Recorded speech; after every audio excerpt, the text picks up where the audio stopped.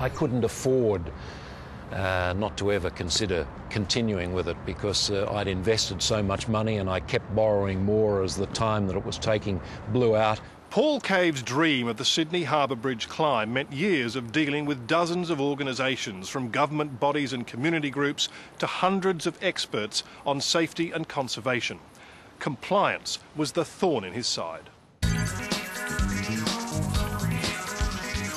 Well, there are a whole raft of reasons and a whole list of things that over many years, their systems themselves, they'd never had to share the bridge with anyone before. So we needed to address their concerns and also think about environmental issues and conservation issues. And there were many things that were understandable concerns they had that we then had to work with and make sure they were satisfactorily covered.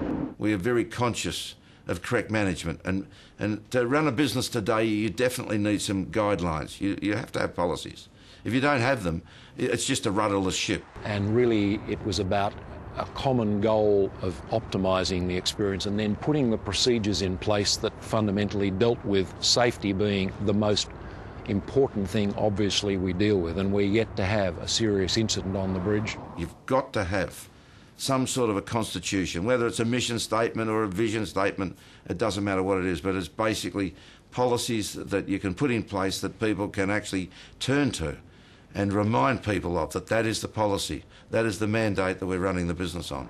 So the manuals that operate within the business are all inculcated around professionalism and optimising quality and optimising the experience. Without policies and procedures, you continue to make the same mistakes again and again and again. When things come up which aren't correct, then you have to look at it and go, how can we make this never happen again?